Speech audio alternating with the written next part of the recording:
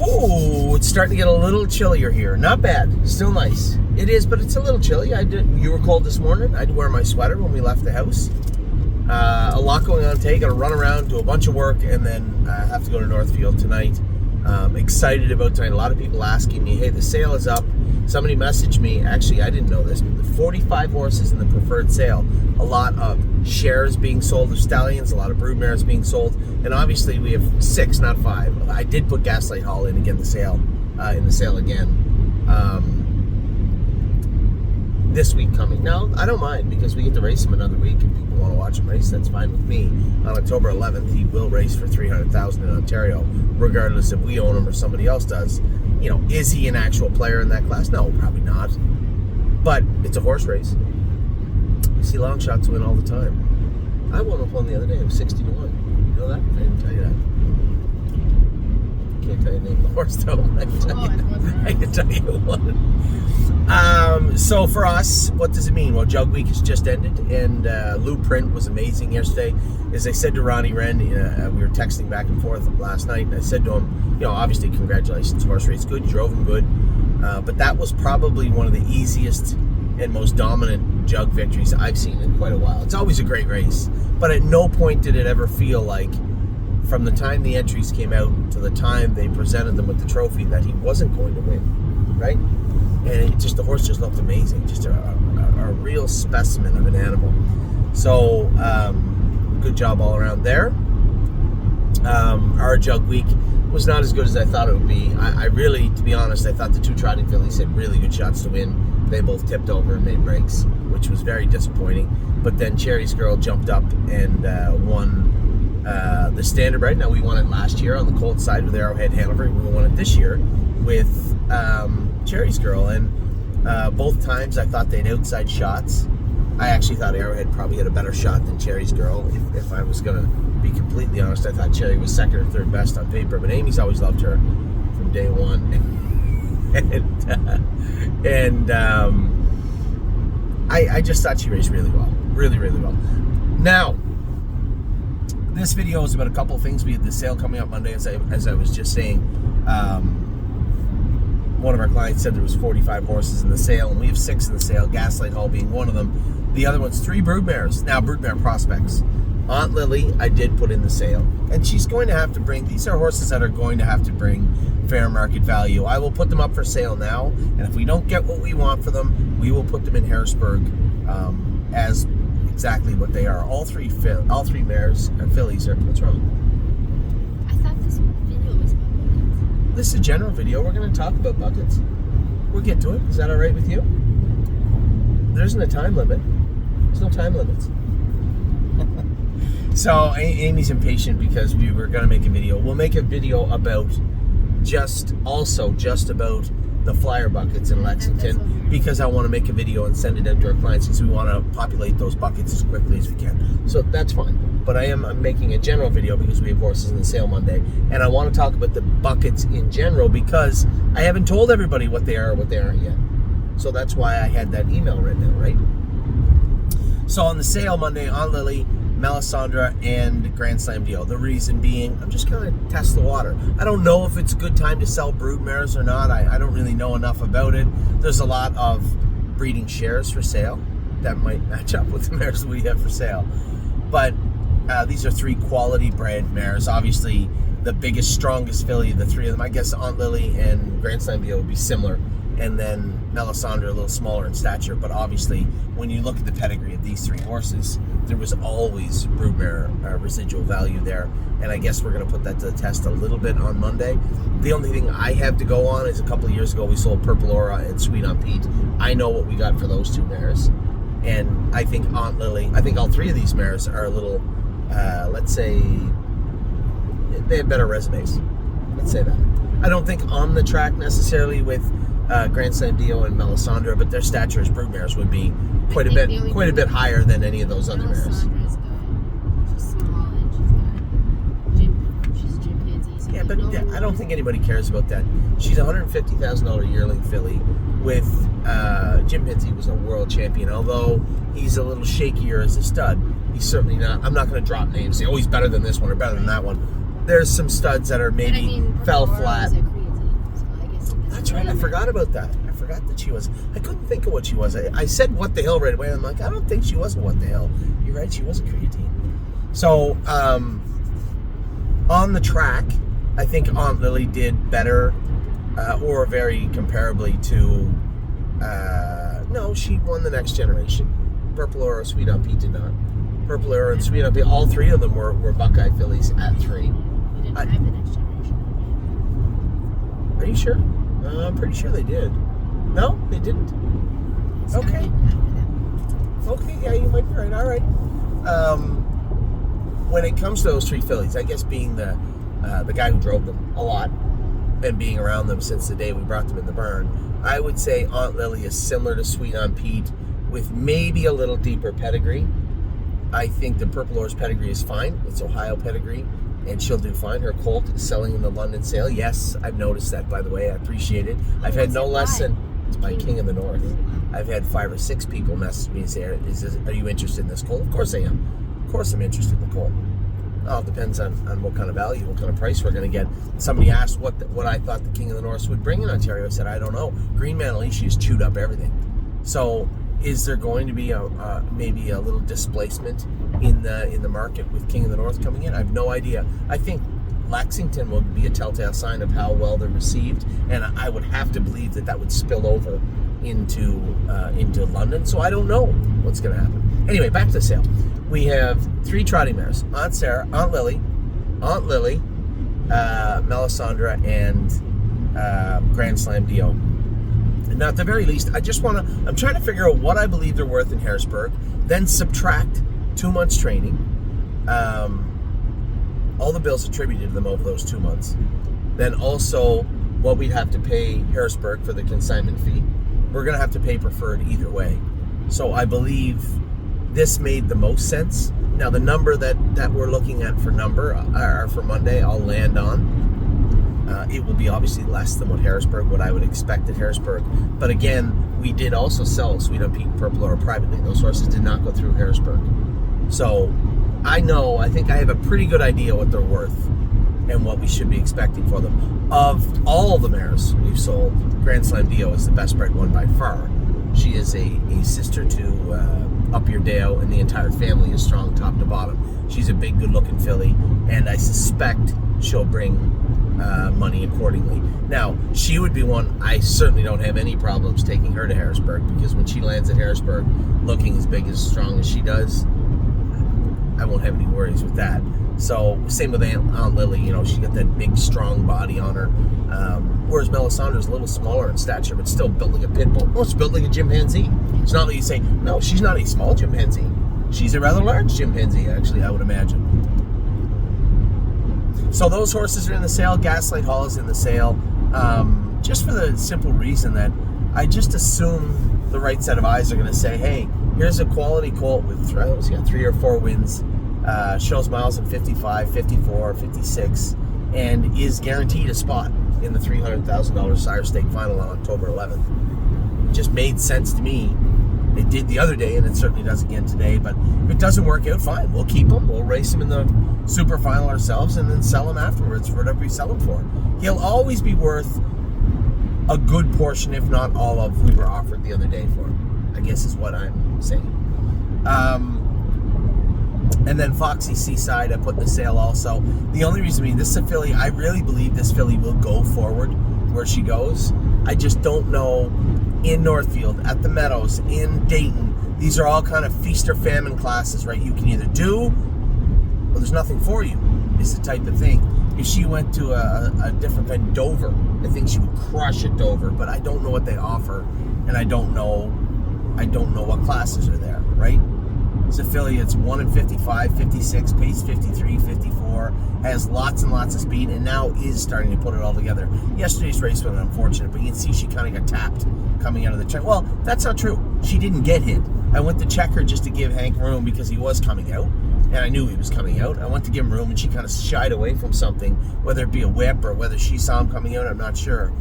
She got an open bridle on, so she might have just veered out, but she did lose quite a bit of ground, and that may have cost me getting around everybody down the backstretch except for the front 2 horses. I don't know. And then Freedom Hill, I think we have a ton of horses that fit that class. Now, I'm not going to give her away. If somebody wants to pay us what she's worth, that's perfectly fine. I don't know where she sits in points as far as the Buckeye consolation or whatnot. I'm not really sure. But they have, like, even Northfield last year put on like a Buckeye consolation B, and any horses that really fit the Buckeye, they were welcoming them on the program. That class will probably go for $15,000 or $20,000 anyway. So that is something that she is eligible to. All these horses are racing right now, current right now, some of them winning right now and doing very, very, very well. So it just made sense that this was the time. We have horses coming in. We have 22 babies right now. That's what we have at the stable. And when it comes to the Lexington sale coming up, the London, forgot about that one, the London sale coming up, the Harrisburg sale coming up, and everything in between. You know, we're always going to have clients saying, Anthony, somebody messaged me today, do you know that Uncle Danny's sister by Long Tom is in the Buckeye sale? I did not know that. I didn't know that. A number of horses that we have, Freedom Hills brothers in the sale by In Range. I think he said In Range, I'm not positive. So a lot of our horses that we would be interested in that didn't make it to the Select, and a lot of people saying, well, why wouldn't they just be in the Select? The Select sale was only going to be one day. And all this, but there's more mares bred in Ohio now, year over year over year, than that have been, I don't want to say ever, because I don't know, but certainly since we've been in Ohio. Where are you going to put them all? You're only going to have one day, and you're only going to take 280 yearlings. Where's the rest of them going to go? That's why there was so many at the mixed sale that we ended up buying Dublin's Ferrani. Is there any Ferrani in? And the Buckeye sale is going to have a ton of horses also. So between all those sales, we're still going to end up between 40 and 50 horses. We have 80 stalls. So factor in the 2-year-olds coming back, the 2-year-olds coming back that are 3, the race horses we have now, the ones that we still have to acquire. Solid, hard-nosed, aged horses. There's going to be a number of horses. There's 5 leaving Ohio right now today, heading to Ontario, and 3 coming from Ontario to Ohio. So all this stuff is going on behind the scenes. And when it comes to horses, if they can't right now or for the foreseeable future make an immediate impact for us, or that we're going to have horses stumbling over top of one another in that nomination 2, 3, 4, 5, 6, 7, then we have to take a look at what makes the most sense. And for Lily and Melisandre and Grand Slam Dio, it just made the most sense to us to put them up for sale now. That's not to say that they will sell on Monday either, and I think that's important also. A lot of messages coming into me, and calls coming into me. Anthony, what's the price? What are we doing with these mares? Testing the water.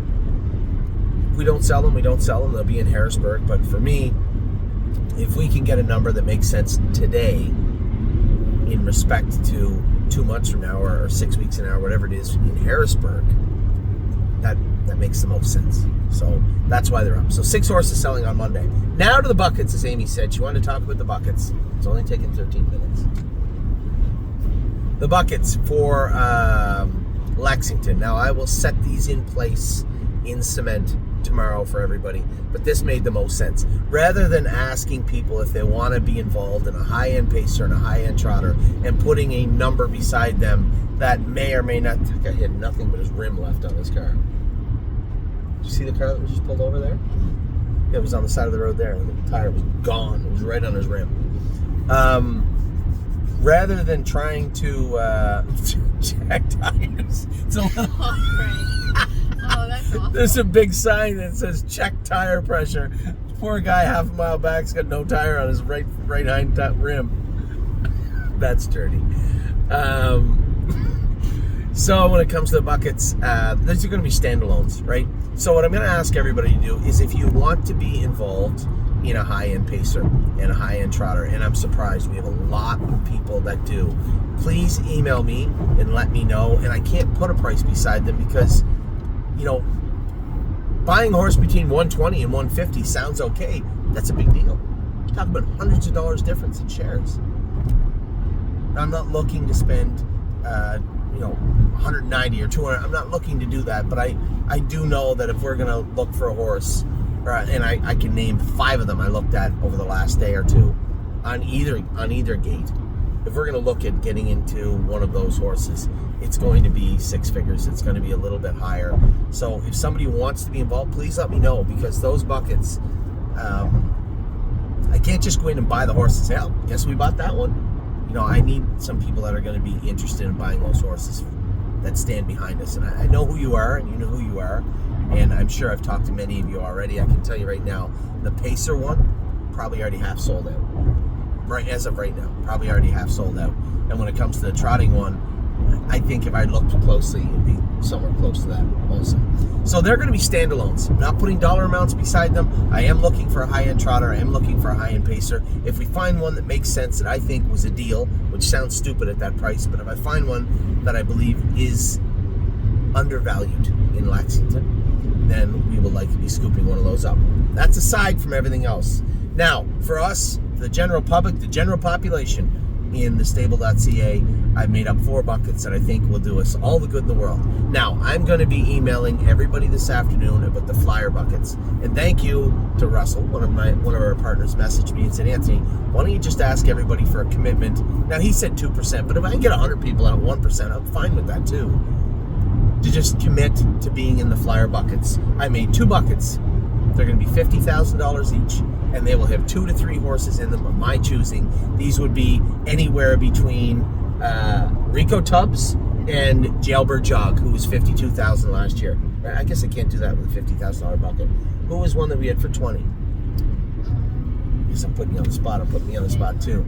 Well, Tactical Mounts was $27,000 when we bought her. Rico Tubbs was $11,000. Who else did we buy for that 20 range? Jolene Hall was 15. You're right, bang on. So these are the types of horses we're looking for. When I'm watching the horse in the ring and I'm looking at my iPad and it clearly says that's a $30,000 horse. I'll tell you a little story in a minute too that I thought was really cool.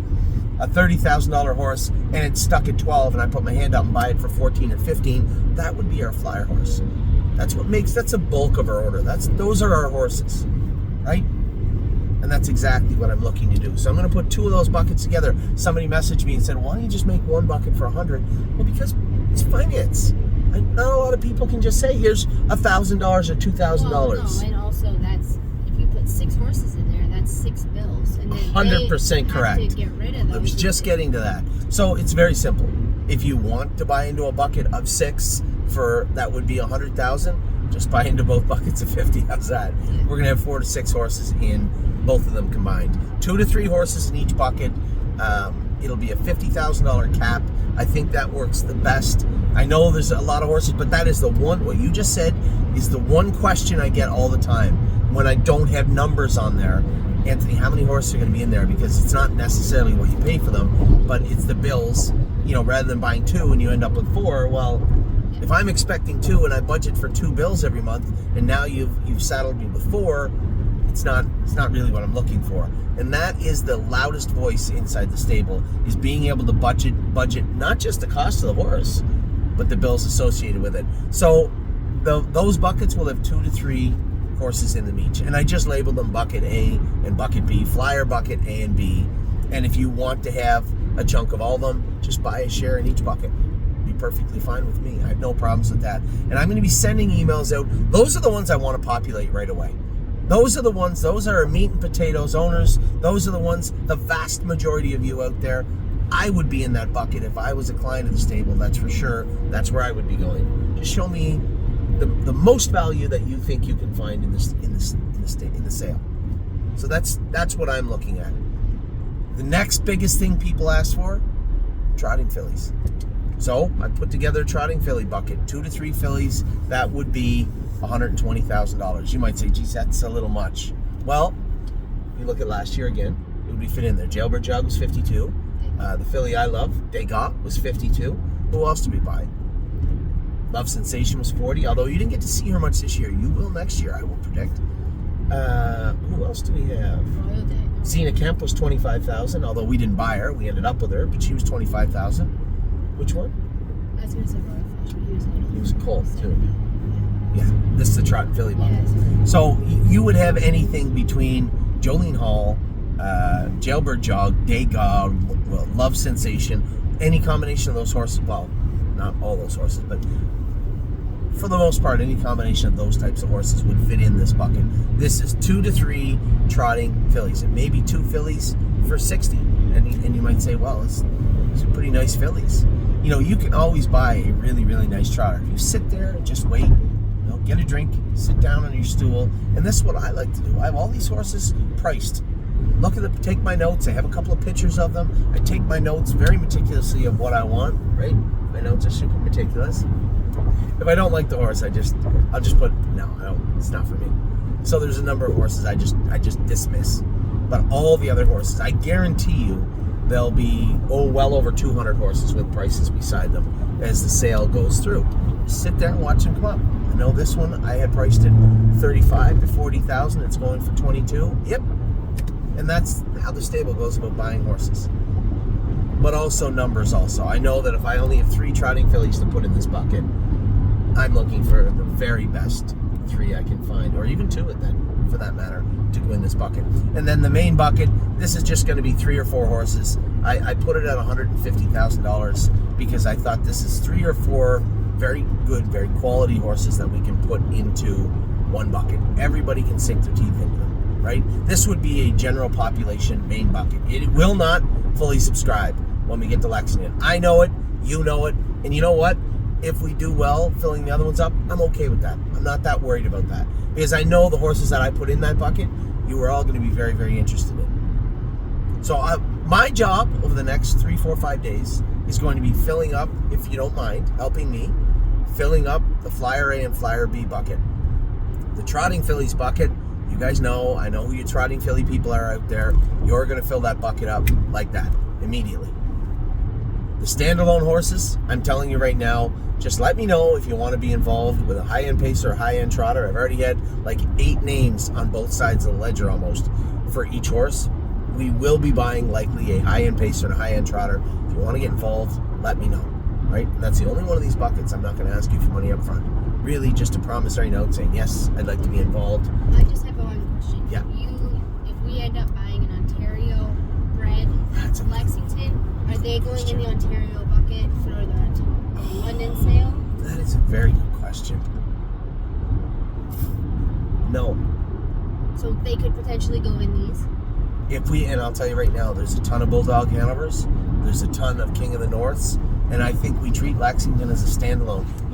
If you'd asked me that question an hour and a half ago, I might have made an Ontario bucket, but I don't really think we need to.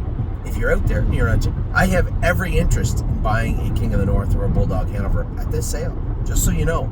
So if you're out there saying, I'm going to hold off on the Ontario stuff until we get to London, I am going to the London sale, and I fully expect that we will buy a horse in London, or 2 or 3.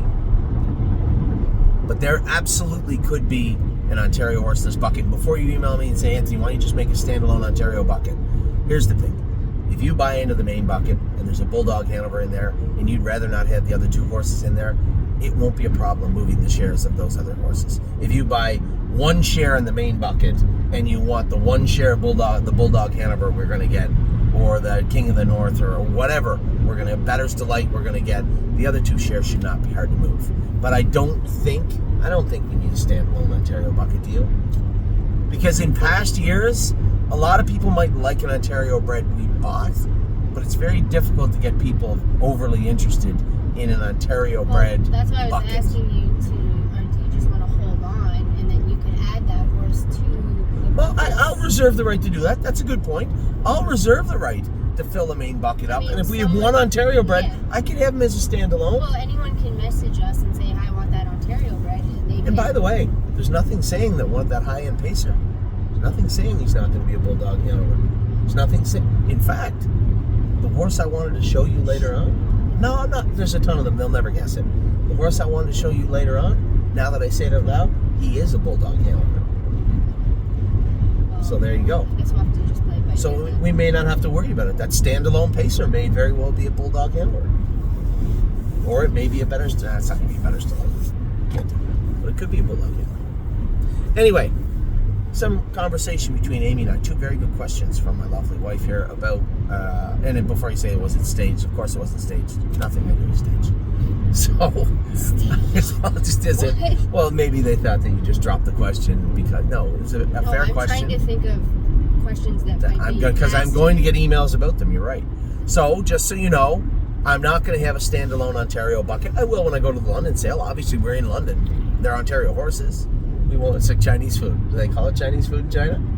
Ontario. What? Do they call it Chinese food in China? They just call it food. Well, I don't need an Ontario bucket in Ontario. They're all Ontario brands. So there you have it. We have a high-end pacer, a high-end trotter that we are going to look to buy in Lexington. We have 2 flyer buckets that I would really appreciate you guys helping me fill up. It would really put a lot of my anxiety. I do have it sometimes. It would really put a lot of my anxiety to rest if I had those 2 buckets filled up. The main bucket, I understand, is likely going to be 50 to 60, maybe 70% subscribed. And when you guys see what I put in that bucket, you're going to be very interested. I will warn everybody, the Trotting Fillies bucket will sell out like that. Because I can tell you 2 main owners of ours that will probably buy half of it today. So there you have it. I'm just letting everybody know. I would appreciate you helping me fill up the flyer buckets I'm going to build for Lexington. They'll be 50,000 each. It'll just be down as bucket A and B with no particular distinction otherwise. I have a Trotting Fillies bucket that I believe we're going to have 2 to 3 horses in. And then the main bucket will just be our horses. Those are horses that I wanted in this bucket. These are my wants. And they're going to go in that main bucket. You're going to have a standalone pacer and trotter otherwise. So there you have it. 26 minutes of Amy and I chatting about buckets, sales, everything that's going on right now at the stable. What do we have racing tonight at the stable? Let's close this out with that. I know where I had them, right there. We have Gaslight Hall tonight. He races in race 5. I'm going to be a little tight for time, but I'm going to try and get back for him. We have JK Mega tonight. I'll tell everybody right now, we changed his shoes around. We put 4 aluminums on him. I was hesitant to do it, but we did it. We put 4 aluminums on him. I'm going to warm him up tonight and see how he feels. Tried him a little more conservatively, but he is 4 to 5, so I suspect there's not a whole lot of killers in there. He'll be heading to Ontario very, very soon. And then Allure. Quite the luck our girl has to start her racing career here at the stable. She's just throwing out another 8-hole tonight. So a little disappointed in that regard. A lot of racing coming up. We have Cherry's Girl and Arrowhead, or Cherry's Girl and Rico Tubbs to round out a little bit of our staking season over here with the Keystone Classic next Saturday. Don't forget, Amy's pumped Virginia in October. I've never been to Shenandoah Downs. I've never been to that part. I've never been to Virginia. I drove through Virginia the year I went to Timonium, right? When they had the sale at Timonium. I drove through West Virginia then, but I've never been to Shenandoah Downs. I'm interested to see what it's all about, what the towns are all about around it. So Cherry's Girl will most definitely be showing up in Shenandoah. But first things first, get through today. I'm going to have the buckets up for you tomorrow. I'll be sending out an email to everybody tonight asking if they want to participate in that flyer bucket A and B, and I would really appreciate it if you would help me in doing that. Take care, everybody. I will talk to you soon. Have a wonderful rest of your Friday.